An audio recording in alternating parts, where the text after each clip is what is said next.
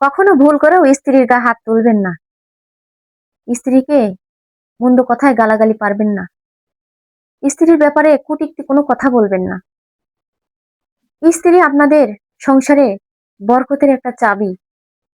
একবারও কি ভেবে দেখেছেন? আজকে আপনার পাশে আপনার স্ত্রী না থাকলে আপনি কোথায় যাইতেন? কোথায় আপনার স্থান হইতো? বাবা মার পরে স্ত্রী আপনার ভাগ্যের চাবি হয়ে আসে। আল্লাহ পাক স্ত্রীর মাঝেই বরকতের নসিব করে দিয়েছেন। এই যে আমি আজকে ১৯টা বছর বিয়ে হয়েছে, স্বামী অসুস্থ। স্বামীকে কিন্তু রেখে চলে যাইতে পারছি না। কেন জানেন? কারণ আমার ঘরে ২ জন বাচ্চা আছে।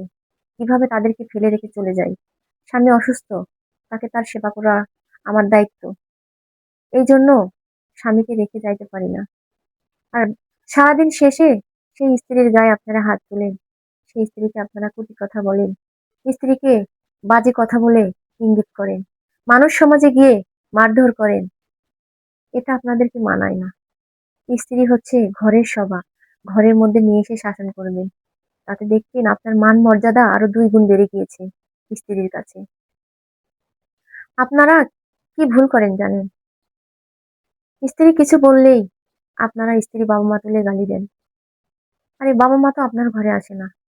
আসছে তাদের মেয়ে। তাকে তুলে আপনারা বলেন। কেন তারা বাবা-মাকে তুলে গালি দেন? তারা বাবা-মা যে কতটা কষ্ট পায় কিংবা আপনি যে কত বড় পাপী হচ্ছেন, গুনাহ করছেন এটা কি আপনি ভেবে দেখেছেন? তাই এখনো সময় আছে, নিজেকে শুধরিয়ে নেন। স্ত্রীর প্রতি ভালোবাসা বাড়িয়ে নেন। স্ত্রী হচ্ছে আপনার সংসারে বরকত নিয়ে আসে এবং স্ত্রী কিন্তু ইচ্ছা করলে সংসার নষ্ট করে দিতে পারে। আল্লাহ পাক একজন নারীর ভিতরেই বরকতের চাবি পাঠিয়ে দিয়েছেন। আমার কথাগুলো যদি ভালো লেগে থাকে অবশ্যই আমার চ্যানেলটা সাবস্ক্রাইব করে দিবেন।